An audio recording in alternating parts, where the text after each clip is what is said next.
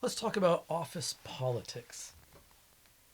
And I'm going to try to keep this to things that are kind of specific to the security business, although some of it is general and inherent in any job or tech, possibly. But one of the first things I would tell you about office politics when it comes to being a cybersecurity professional is to not be the department of no, as I like to put it, right? A lot of times, security people will say, well, you can't do that. That's not safe. But sometimes it's necessary that the company do that in order to keep making money. Everything's a trade off. It's easy, especially when we are earlier in our career, to be kind of absolutist or want to be pretty strict. I mean, you're passionate about security, you want to lock stuff down, you want to not have any incidents. But we have to realize that there's no such thing as 100% security, that your job is to help the company to achieve a reasonable level of risk. And it's really up to the business owner to decide what that level of risk should be. Your job is to inform them of the risk appropriately and then make some recommendations and then implement them. And the business owner gets to decide which of your recommendations they want to take on and which they don't. Ideally, you'll have all this in writing, of course. If the business owner says, well, I think it's okay that Bob in accounting use his kid's name as his password, and we're going to accept that risk. Well, then you might want to send an email to get it in writing saying, I just want to follow up on our conversation to confirm that, so on, so that you've got your butt covered. I once interviewed for a job where the previous guy had clearly been a problem. He was so into security that he basically prevented the company from functioning. Now, the company exists to make money. Now, you may be totally into security and you would love to do this kind of job if you didn't have rent to pay, even if they didn't pay you anything. You would love to do it for the fun of it. But most of us need to make money. The company needs to make money. So don't get in the company's way of making money.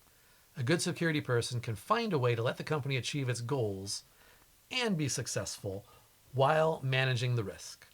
There will always be some risk, and it's your job to work with management to decide what is an acceptable level of risk and get the company to that level, but no further, as it could impede the company's success, right?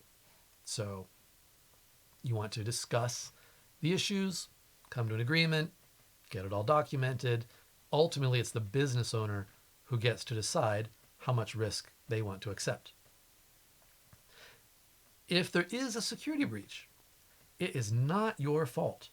If you have done everything that you said you would do, if you have appropriately advised management of the risks, because it's the management's call to accept the risk. Again, there's no such thing as zero risk.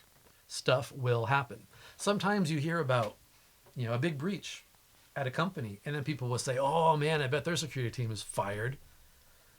Now, if you've got a particularly unenlightened management team, or if they decide that you did not properly advise them of the risk, or even worse, you didn't do something that you said you were going to do.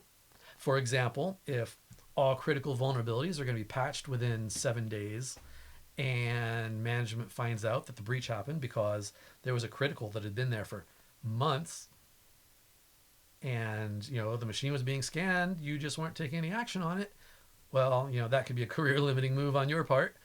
But aside from any of that sort of incompetence or malfeasance or whatever, if they get breached and you did everything you said you were going to do and you properly advised them of the risk, you should be able to sleep easy. You should have nothing to worry about.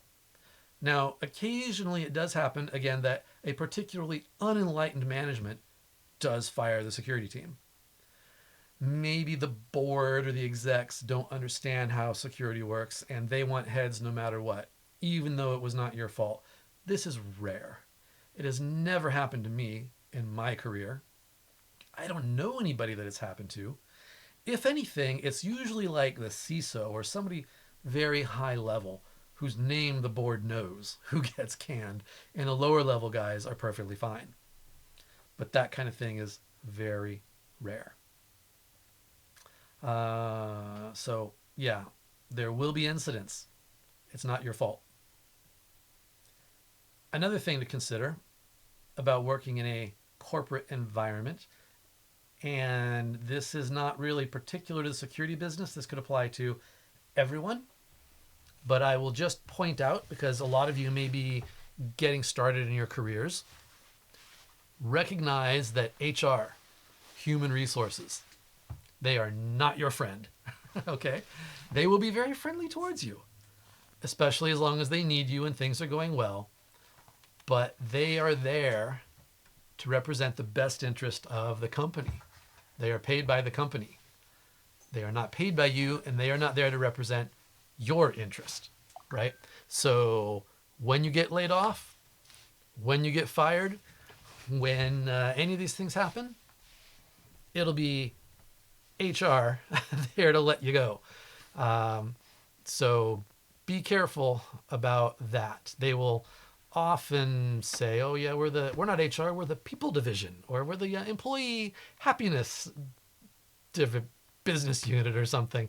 They dress themselves up in all kinds of fine, fancy language. But again, they represent the company, and they are there to see to the company's interests. So let's say things are not going well for some reason. I've talked about this before, but if you don't like your job, don't like your coworkers, don't think you're getting paid enough, and there's nothing you can do about it, you can't force them to pay you more. You can't force your coworkers to wear deodorant or stop telling racist jokes or whatever in the office, right? There's always another job out there waiting for you.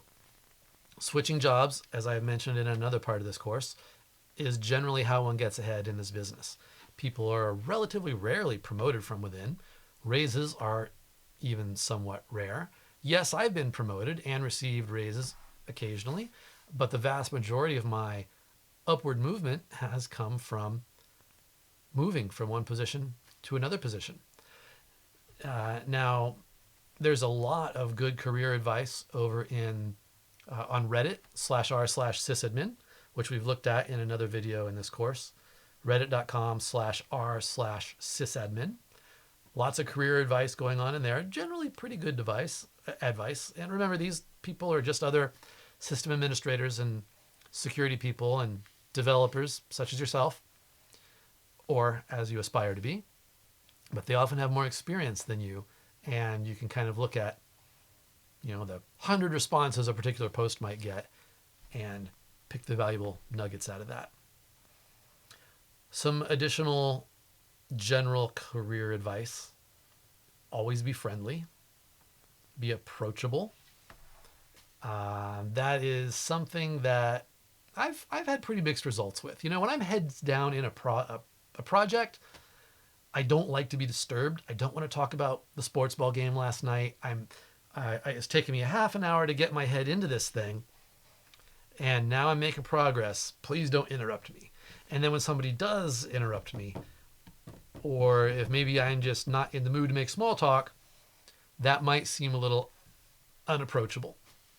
It's just sort of a hazard of the kind of people who are attracted to these kind of technical jobs. We have to get our heads deep into a problem. And then if Bob from sales comes by, and again, he wants to talk about the sports ball game from last night in our bullpen office where there's a lot of noise and he's just right across the cubicle from me or whatever, it can be problematic. But do your best, tolerate these people. Try to be friendly, try to be approachable, especially when people come to you with technical problems, right? Do your best to help them out. You never want to say, "That's not my job." I never say, "That's not my job," even if it really isn't my job, right? So, help them and do it if you can do it well, but sometimes it is really not your area of expertise, and you're just going to make things worse if you get involved. Or, if you really, it's not something that you can help them with, you can still help them by helping them to find the right person, right? Give them some contact info, make an introduction. If you've got a coworker having a payroll problem, they're not getting their paycheck stubs or whatever, they're new, they just got their first paycheck, and they ask you about it, Don't say, well, I don't know. Say, hey, I happen to know that the payroll and accounting lady is Jane, and she's down the hall on the left. Why don't you go down there, or I can walk you down there and make an introduction, and you can ask her about those things. That's a really good way to do it. Never say that's not my job, even if it really isn't. And nobody actually cares who really does it as long as it gets done. But they will care if you are obviously unhelpful. So you don't want to go down that road. Always be helpful. Never say that's not my job. As well, be humble.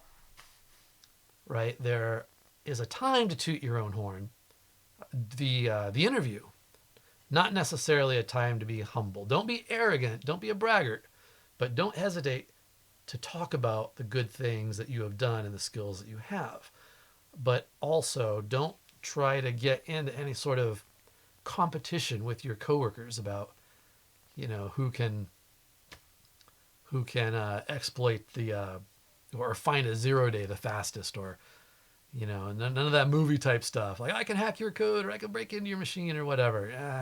Forget about all that stuff. That's not real life, and it's not very humble, and it's not going to make you any friends. And people recommend for jobs later on people who they have enjoyed working with previously.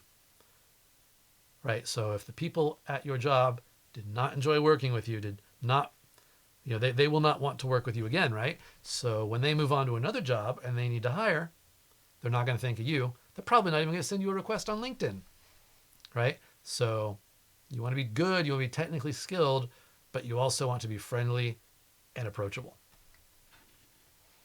I think that's about all I have to say about office politics at the moment. All the rest of the stuff is just general stuff that, even more so, that applies to pretty much any career.